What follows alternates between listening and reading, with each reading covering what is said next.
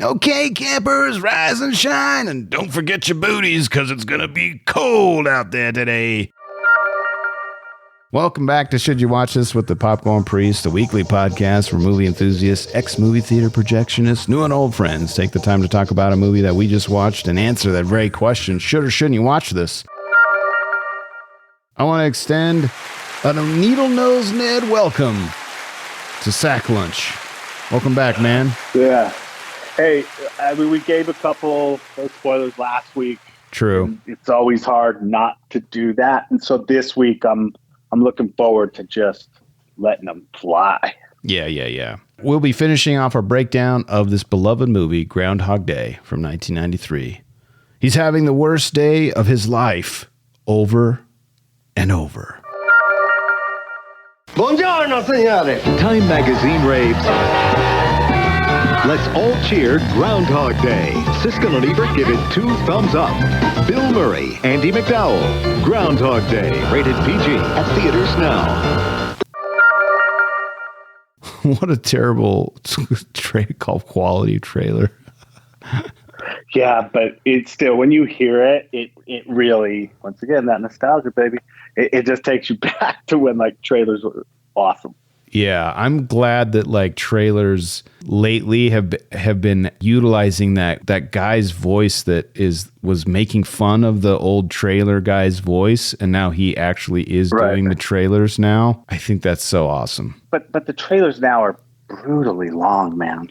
Yeah, some of the things I don't like about modern day trailers are the teaser to the teaser, and then they say, you know, go online to watch more. I'm like, I'm already online. Like, give me the whole thing. I'm ready for it now. Why do and then I got to wait one day? Like, I'm not coming back, you dummy. Yeah, there's some stuff that I'm not a fan of the trailers. Plus, some of them are like way too long.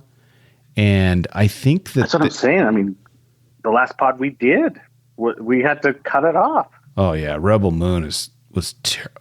Their trailers are terrible. And I think, too, that there must be some kind of thing with the studios or some study that they've made where if you give away most of the movie, that people will go see it. I can't see that. Yeah, like giving away some of the movie helps people like know what they're getting into, and they're more likely to commit. See it. Yeah, I don't know. Maybe. I'm two-pronged with trailers. I like it when I don't see any.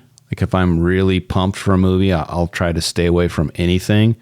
But then on other times, I want to see everything I can about a movie before it comes out. So I'm both. Even back in the day when it was like truly an epic movie, they would come out with one and they would play that for like 3 straight weeks.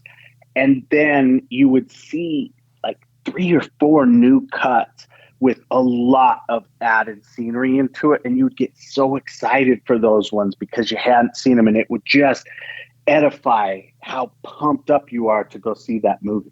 Yeah. All right, here we go. Let's get into popcorn trivia. Let me tell you something, Pandeo. All right, I pulled these trivia points from an article on yardbarker.com. The guy who wrote the article is Chris Morgan. And it's funny because I found a lot of really interesting articles about Groundhog Day because last year for the 30th anniversary, there was a lot of, coverage about it because of the anniversary. So there were some cool things that I didn't know about Groundhog Day that we get to share right now. At around the 59-minute mark, the scene where Phil picks up the alarm clock and slams it onto the floor didn't go as planned.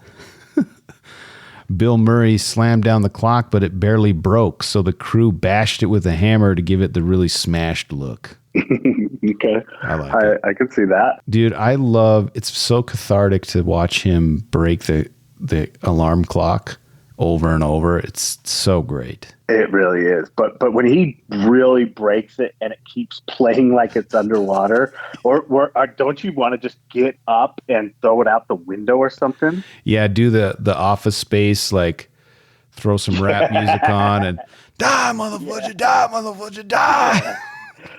Absolutely. Yeah. Absolutely. Which, by the way, that was in contention, Office Space. Oh, man. I mean, let's keep it on the list. Yeah, on the docket for sure, because it was going to be that. And then somehow this one popped into my brain. But I was almost about to type Office Space is the selection, and then this one just kind of trumped it. Not by much, but I'm glad that we got Groundhog Day because it really cleansed the palate. Really, really did. Harold Ramis originally wanted Tom Hanks for the lead role, but decided against it, saying that Hanks was too nice. And I agree. I think it would have been miscast. Yeah. Yeah, I don't see Tom Hanks like being mean. He's seems like the nicest guy. Yeah, and Bill Murray is so good at being condescending. And I think you have to be annoyed with the person, not completely hate them, but yes. You have to be like, they're annoying to have that redemption at the end. And so I think it was perfectly cast. I agree. All right, the scriptwriter Rubin had hoped for Kevin Kline to play Phil Connors, but as the screenwriter, he didn't have any say. Ramis did, but his first choice was Tom Hanks, which we just mentioned. Hanks turned down the role. He reasoned that given his tendency to play good-hearted people, the audience would invariably wait for his version of Phil to turn good. So they would know that it's not genuine enough. They would just be like, all right, when is he going to be a nice guy? Because Tom Hanks is nice. Yeah, I agree. Sorry, just a part of the movie just popped into my brain. What? I'll try to share it later. Okay. I guess I have to share it now. Yeah, just share it now. When he says, on me, 3, 2, 1, and he flips the bird with the number 1. So he counts, he flips his fingers up and goes 3, 2, 1, and flips off Larry the camera guy. How perfect is that guy, that actor playing the camera guy? Oh, Chris Elliott's amazing. Chris Elliott, that's right. He's so good in that role. Okay, sorry. I love, speaking about Chris Elliott, I love at the end when he's being moved by that speech that Phil gives, and he goes and gives him a hug. He's like, man, that really moved me, man. That touched me, man. Yeah, he gives him the bro hug. Yeah, it's so good. Good. All right, last trivia point. Fred, one of the two young newlyweds in the movie, did you get this? I did this time only.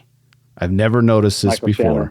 Yeah, Michael Shannon. Crazy. I did notice it the last time I watched it, but none of the 30 other times. Yes. But I watched this movie probably 2 years ago, maybe 3 years ago, and I remember seeing it because there's just a certain, like when he gives him the WWE wrestling ticket. He's so pumped. Like the excitement in Shannon's voice. Like you can hear that's Michael Shannon, and I remember that from a few years back. So I thought that was awesome. Young Michael Shannon.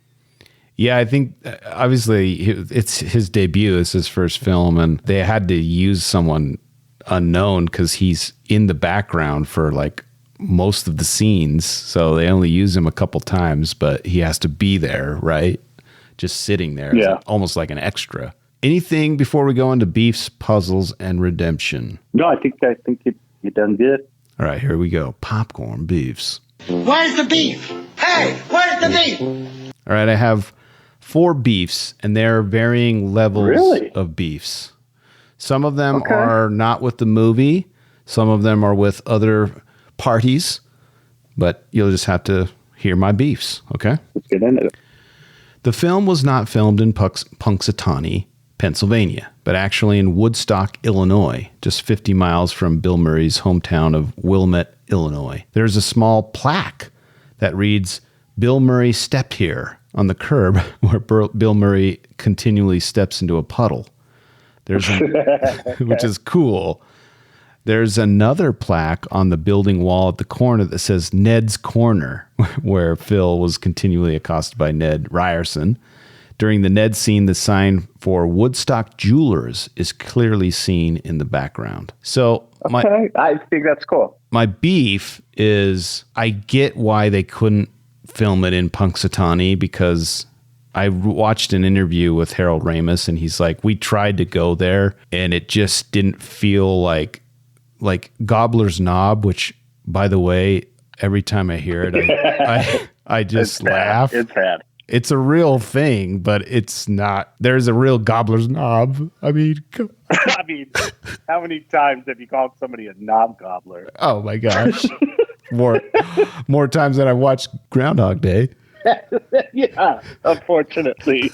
I'm But so there's a place called Gobbler's Knob, and it's like out in this place. It's not in the town square. And I, like you mentioned last week about how the small town, community of these events, it really added to the connection of the movie. Yeah. So I guess it's a small beef. I like authenticity, but he made the right choice. Acceptable. Yeah. Yeah, acceptable. All right, my next one. After they decided not to shoot in the actual Punxsutawney, the folks from the city would not allow Punxsutawney Phil to be used in the movie. Instead, the production trapped a wild groundhog in the woods and named it Scooter and used that for the film. So here's my multi-layered beef. One is with the townsfolk of Punxsutawney. Give us your fudging groundhog. We need it for our film. Like, stop being stingy, okay? And then my next beef is, no wonder Bill had to get shots. Because they got just some random groundhog out in the freaking woods, man. How many do you think they caught before they decided on that one? I bet they just caught one. Because they vary in size, and that one was pretty beefy.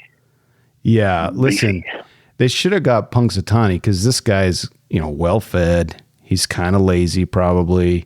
Yeah. He's getting massages. Lethargic. Yeah, he's getting massages by the mayor. Like, he would be more chill, but they got a wild one. Is there such a thing as the original Punxsutawney Phil, though? No. I don't know what the shelf life of these are. So, I don't think that's too much of a stretch. Anyway, small beefs. Here's kind of a big beef. Again, not with the film. Ramis and Murray had worked together for decades. Obviously, we know Ghostbusters, Stripes, a bunch of other movies that they worked together on. But that didn't mean they were best friends.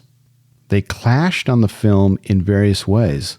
Ramis was focused on making a comedy movie while Murray was more interested in the philosophical elements of the story. In Ramis's words, within a 2004 New Yorker profile, he says, Murray was just really irrationally mean and unavailable. The two had such a bad falling out that they did not speak again until just before he died in 2014. As much as I love Murray, my beef is, Murray, you need to not be such an a-hole. Well, but it takes two to tango, and, there's always different versions of the truth, but it is, at least they were able to come together. But I agree.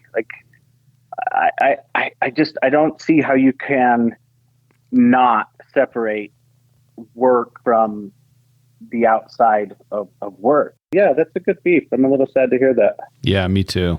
I knew that there was a little bit of animosity between the two, but I didn't know that it went that long. I mean, from 1993 to 2014, they rarely spoke to each other. It's kind of lame. But from a product on the screen, I think both of them pushing on their directives made it what it is, because I think that Harold doing that from a comedic standpoint definitely elevated it. And it wasn't, as last week we heard, slapstick. It had some depth, and it had, like you said last week that you cried like a small girl. And so just kidding. Thank you. But it had depth, it had that connection, and I think it's because of both of their strong-willed personalities. So it's too bad that they couldn't appreciate that about each other. Yeah. And this is kind of a side note to that tension. So in a futile attempt to appease his star, Ramis let Murray work with Ruben, the scriptwriter, on a draft of the script. The duo even went to the real Groundhog Day festival in Punxsutawney. When Ramis would call to check in on their progress, Murray told Ruben to say that he was not there. Ruben, too, found himself really frustrated with Murray's process. I mean, it's an actor. Maybe Phil Connors was More Bill Murray than Phil Connors. A little more real to life. Yeah, sure. All right, let's get into popcorn puzzles. Oh, wait. Do you have any beefs? I forgot. I don't. I just, this is such an amazing movie. So I think you stretched far enough for beefs that I don't need to. I like what you said last week, though. It's not a beef per se, but like I like the idea of, this movie was so good that you wanted a little bit more, and that's awesome. So, I mean, kind of a little beef, like, hey, give me a little bit, couple more minutes with these guys. Yeah, and the fact that we do have to stretch for any kind of beef is just indicative of what this movie is. Correct. All right, let's get into puzzles. A sphincter says what? What? A sphincter says what? What? Exactly. I probably should have left this in beefs, but according to director Ramis, most of the time when he tried to explain a scene to Bill, Murray would interrupt and ask, just tell me, good Phil or bad Phil? Again, it's kind of like, dude, okay. Chill. Yeah. He's literally trying to tell you what's going on, and you're just like, I don't care. Tell, which one am I this today? But maybe that's like a byproduct of you repeating yourself so many times because you've got to record and film each scene that many times. Maybe there's a little bit that spills over. But at the same time, I think you can agree with me that acting is certainly not easy. No. And so if that's his process, if that's the mode that he needs to be in to give such an elevated process, why wouldn't you just go with that? I mean, to a certain degree, some of the actors are pretty pretentious. It's like, dude, you're not solving world peace here. Like you're just an actor in Batman. Well, but I got to push back just a little because you and I mean, look at what you do. You have a podcast about movies because you are so passionate about movies. In fact, last week we even talked about how our time is valuable and how big of an impact a movie can actually have on you. One of the reviews last week even talked about how life-changing this was, not his life, but life-changing it was. And so I don't think that you can flippantly say you're not out there solving world hunger, those types of things.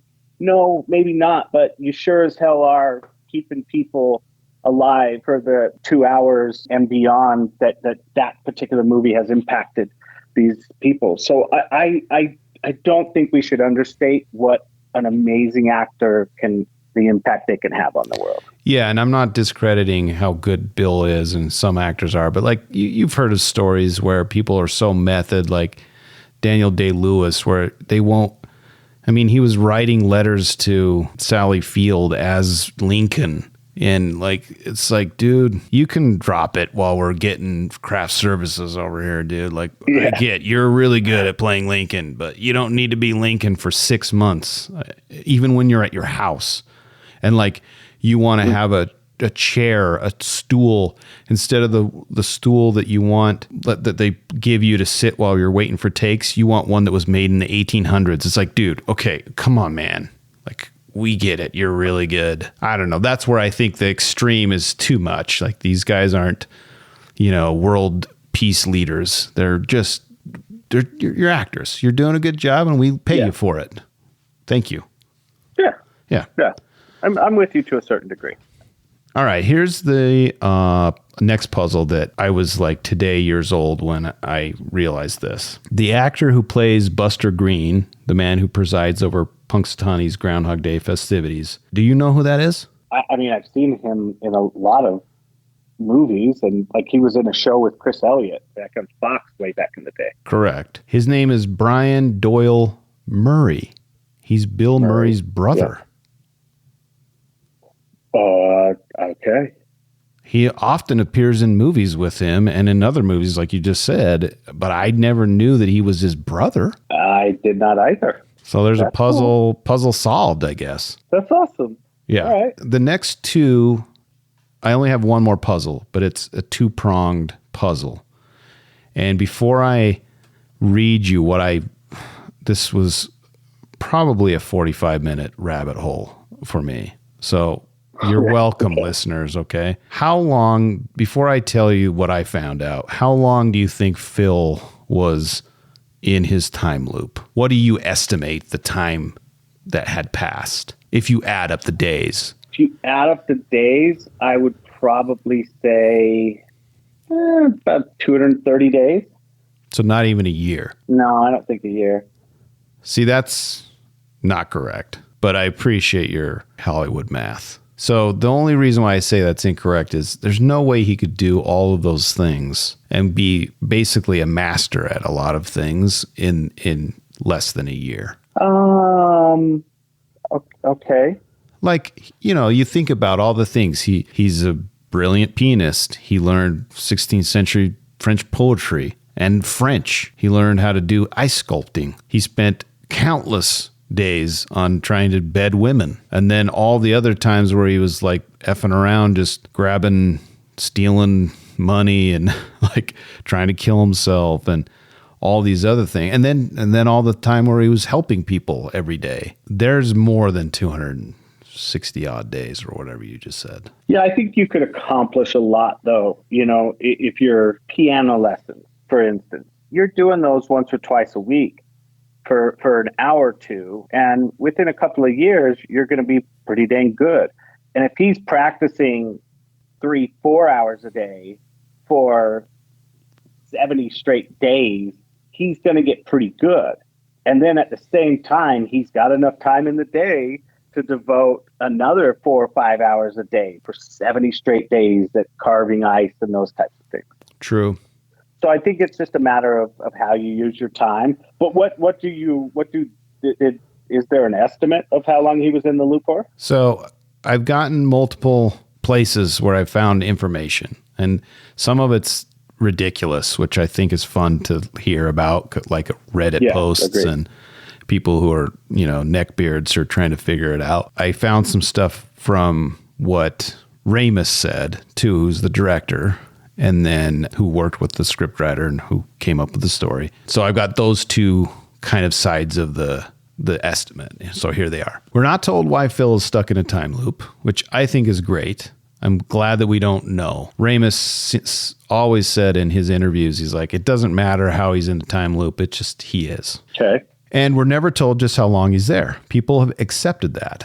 Ramis used to say 10 years, but then he bumped it up to 30 or 40 years to give Phil time to become an expert in things like ice sculpting and playing the piano. In an early draft, Rubin, the scriptwriter, had Phil estimate he'd been there for 70 or 80 years. Later in life, once Ramis had married a Buddhist woman and adopted some of that philosophy, he started to quote a Buddhist doctrine that says it takes 10,000 years for a soul to evolve to the next level. In the end, there is no definitive answer, according to the source that I found. But then I went deeper into Reddit and some other articles. And here's where it gets weird. Easily the most cited calculation comes in a 2009 blog post by pop culture writer Wolf Nards. Wolf Nards from Monster Squad. The post counted 42 individual days that are either depicted or referenced in the film, and then tacked an extra day on extra days based on Connor's skill acquisition, such as allotting 3 years to learn piano. Wolf Nard's, it's so funny saying that.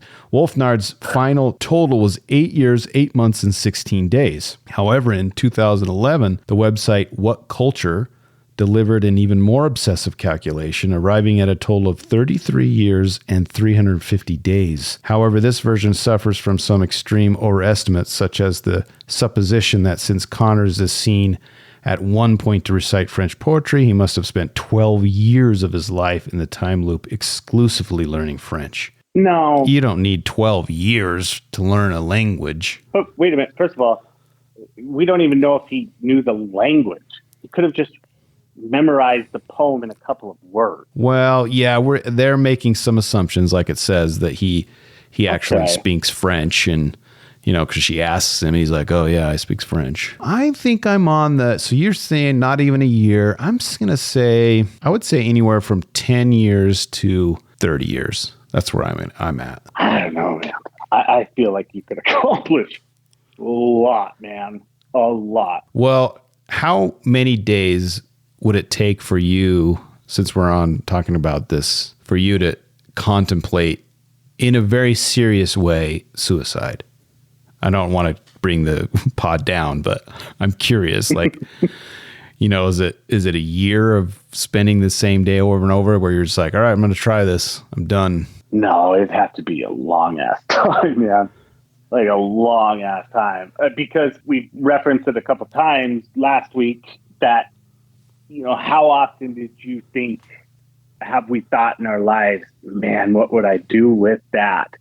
So, and it feels like there's an infinite amount of things that you could try. Like just the random outcomes that could come out of it.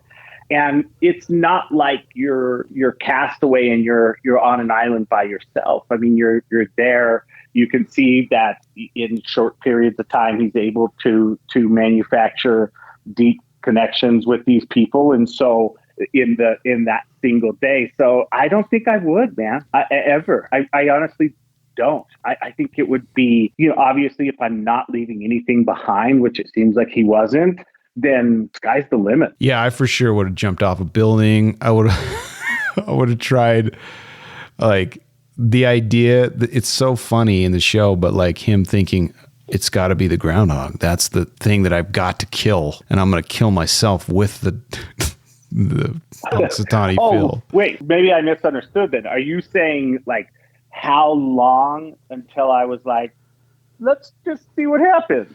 Yeah, that's what I'm saying. Like, Is it desperate? You get desperate enough that you literally want to kill yourself. Well, I think it's the same, right? Like some of it's superficial where you're like, I'm going to jump off a cliff to see what happens. But also like it gets dark eventually where you're like, I got to try to get out of this. Yeah, I don't think I would ever get that dark. I mean, I would be trying to figure out how to get out of it. But I would absolutely take a chance on, probably not for 10 years. But what if you experimenting with like, okay, I'm going to jump off a building to see if I can get out of this time loop, that you actually die and you don't get out of the time loop. That's the scary part for me. Is it's novel to try it, but at the same time, I'm like, oh shoot, what am I going to do if it doesn't work and then I'm just out? I'm dead. Yeah, I think, probably after 10 to 15 years, I would get to the point, not where I would be so suicidal, but it would be like, I'm going to try something dangerous. That I see. And then maybe I accidentally die, but I still wake up, and then it's like game on. I'm doing everything that I can. I'm going to experience all the ways of death for sure. Okay. Yeah, for sure. I like it. Any other puzzles before we get into our last category? No, I think it's good. All right. I have exorcised the demons. All right, Popcorn Redemption is where we talk about things that we liked about the movie. Obviously, we like this movie, but I have a couple that I found that were interesting, more tied with trivia that I love about this movie. I only have 3. And we talked about this a little bit superficially about how it's fine that we don't know about how he gets in the time loop. He's just in the time loop. But apparently, Ruben, the scriptwriter, had banded about reasons as to why Phil was stuck in the time loop. But ultimately, he decided to nix it. The studio, however, felt that the movie needed to explain Phil's plight, and they wouldn't greenlight the film. Ruben Ramis and producer Trevor Albert tried to appease the studio, throwing out ideas about a curse from a jilted lover or a malfunctioning machine created by a scientist, but Ramis never had any intent to include an explanation in his film. I put that in here because I love the fact that like talented people who are good at their craft, they know what's best for whatever they're working on. And I love that he's a like, visionary. Yeah. I love that he's like, hey, studios, you're right. We should try that. That's a good idea.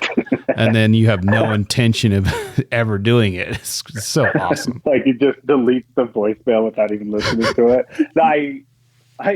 I agree with that. And to be honest with you, I think part of my redemption is what I love about it, and it hit me hard last night, especially after the last couple of movies, but especially after Rebel Moon, is they didn't waste time getting into the storyline. They didn't waste time with meaningless setup. Mm-hmm. They said to the audience, you're smart enough to connect the dots. We're going right into it. I mean, he literally relives that second day in 15 minutes into the movie, if not less. Now I want to go back to see exactly Might be a little bit farther. how far into the movie. But yeah, I don't think so. It's pretty close. I genuinely don't think it's much more.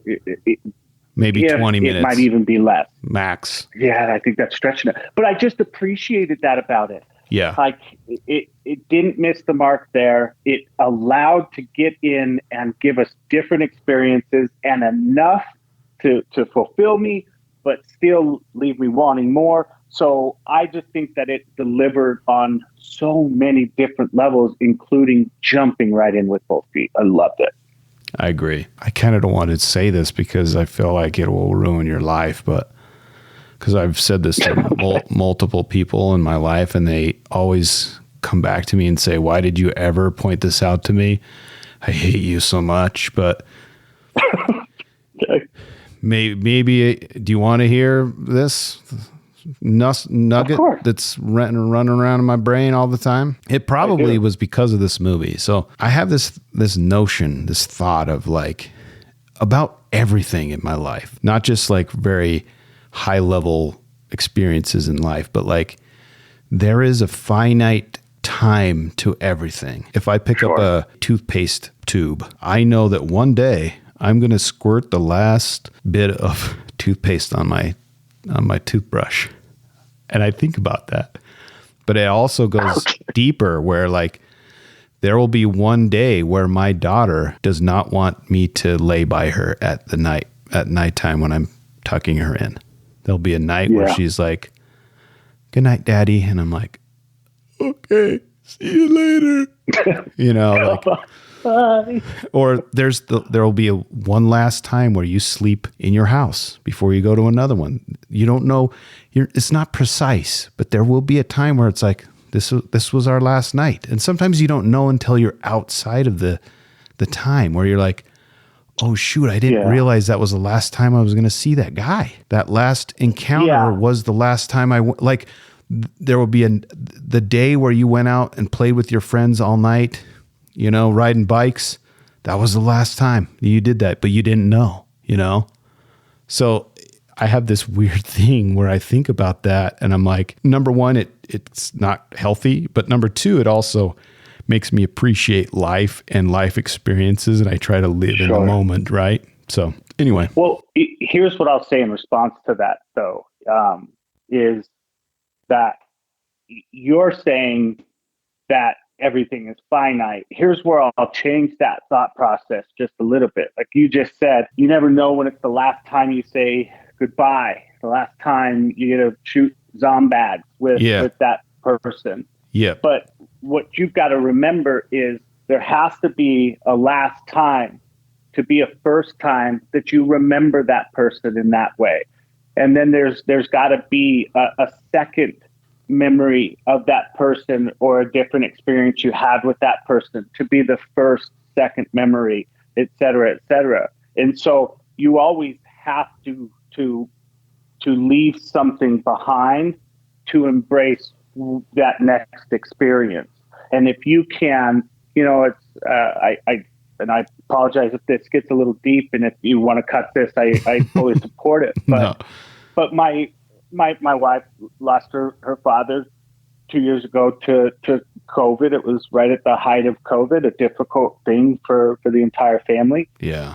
And there's often times where we'll be in public and she will start to cry because something hit her, or she'll wake up the next morning and she'll be sad. Yeah. And she'll talk about how she dreamt about her father. And I say to that in response is, I'm happy for you that you were able to meet him there, because that is the only place that you can meet him now is there. And so although those emotions are hard to go through, at least it's there. At least you have the that memory. experience. Yeah. Yeah, at least you're meeting them in your memories. So, while I agree with you that it's going to be, because I have a 3-year-old daughter, you've got a young daughter, a young son as well. And I know that for me to give her away on her wedding day, I'm going to have to stop, cuddling her every single night. Yeah. So yes, I agree. It's hard to give that up, but if to give that up means it's a new set of experiences that you're going to gain, I think it becomes a little more manageable. Yeah, and I've used it to my advantage, right? To really appreciate all that I have and all the experiences I have and the relationships that I have. But it is an interesting thing where I'm like, I pick up a shampoo bottle. I'm like, one day I'm going to squirt the last bit of juice out of this thing. But anyway. But again, you have to squirt the last one to get the new bottle to squirt that's the first true. one. That's true. And I might find a new scent that's very good for my body. So yeah. But I do know what you're saying. Very profound. Thank you for that. All right, the last two redemptions that I have. Groundhog Day is now considered an all-time classic. It's been named one of the best 90s films and one of the best comedies ever. AFI called it the 34th best comedy movie of all time. The film also made Punxsutawney a tourist destination, increasing the attendance for its Groundhog Day festivities from hundreds of visitors to tens of thousands. Of course, the phrase Groundhog Day has become a part of the lexicon. It's certainly become synonymous with reliving the same day over and over, which is cool though. Like I thought about that. Yeah, I thought about that this morning. In fact, it's like, wow, this movie actually created a mania, basically. Yeah, it created a philosophical idea of repeating things over and over and over. Before, Groundhog Day was just a day where he saw a shadow or not. But now it's like this thing where I'm like, oh man, I feel like I'm in Groundhog Day, man. Would you put this in the top 34 comedies of all time? Yeah, easily. Yeah, maybe higher. Easily. I agree. Maybe top 20. Well, I would probably say top 25. Yeah. Yeah, somewhere up there. Yeah, for sure. I think I could elevate this a little bit. All right, my last redemption is with Harold Ramis, R.I.P. He said in a 2009 talk, that's 5 years before he passed, almost immediately after the film's release, it became embraced by Jewish, Buddhist, Christian, and even psychiatric communities as a metaphor for their own quests for meaning and deliverance. Ironically, it's also become one of the most serially, that's the right way. Serially. I got it. Yeah. Rewatched movies in history. There's something in the film where every time people see it, they can reconsider where they are in life and question their own habitual behaviors, he said. And I like that. Okay. I don't think it's done that for me.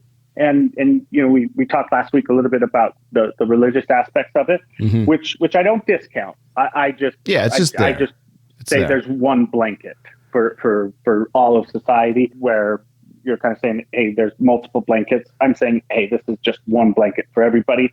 But yeah, I don't think it's ever done that for me, but I can understand why it would, because there's definitely a redemptive undertone that you walk away with, for sure. Yeah, I just like the fact that a movie can be a really great comedy, but also have these other layers to it that people see, which sometimes is lame, but in this aspect, it's really cool. He did it right. Harold did it right.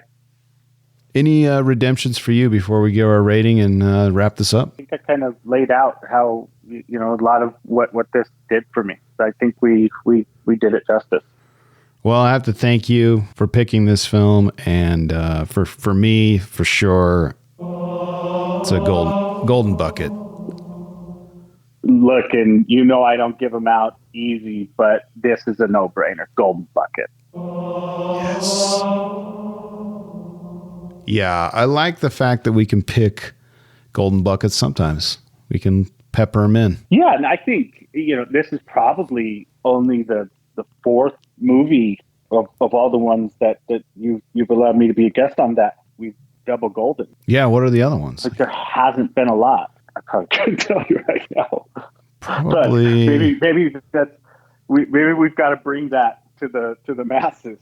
Yeah, next maybe time- I'll the next maybe time I'll I'm- look I'm that a up guest. for next time we come together because it's my pick. So It is your pick. Little pressure. And look, you did kind of give me a little bit of some ideas on what we should probably pick after back-to-back bombers, but so that took a little pressure off of me, and so I think you've got a pressureless pick after a golden bucket film like this one. So I'm excited to see what you come up with. yeah, I like the idea of us picking like new releases that are in the zeitgeist. That's fun for me because we get to Yep. talk about it. But it's cool to go back and see films that we've have a soft spot for. I agree on both fronts. I don't disagree with that at all. All right, man. That's it for this week. But I'm with you always. Look for me in the cloud at Popcorn Priest. I love movies and would love it if you'd share the love. Share this with the movie lover in your life. Another way to support the show is by throwing a few shekels at the priest. By visiting patreon.com/Popcorn Priest and see what extra perks you can enjoy. If you made it this far, go. Give us a 5-star review on Spotify or Apple Podcasts. I command thee. As always, thanks for listening, and thanks to my special guest, Dan. I actually am living a Groundhog Day in real life, Sekulich. As always, I appreciate you letting me be a part of this when the time is right. I always love to do it.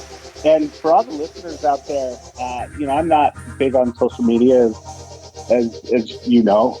Yeah. But engage. Make sure you're commenting, and make sure you really are sharing it with everybody. If all you listeners share it with one person that is close to you, it will make a big difference. We definitely want to get a bigger reach for everybody, and Yeah. all the love and hard work that you put into this, you deserve it, my man. So Yeah. all you listeners, share it as much as you possibly can. Yeah, I appreciate that. Yeah, I think it's a fun thing to have a break and listen to some people talk about movies, and it's not, we're not curing cancer, but it's a good time. Yeah, but we're avoiding political rhetoric and all that kind of stuff. Like, it's just a movie, Yeah, it's so just fun so make times. sure y'all share it. And as I always say to you, man, I love what you do, and I appreciate what you do, and appreciate you letting me be a part of it. Yeah, I appreciate you coming on the show, and appreciate all my guests and all my listeners, and we're gonna keep going. That's why we do it. Yeah, absolutely. And remember, when you watch movies, you can pop off, pop in, or pop out, but always bring the popcorn.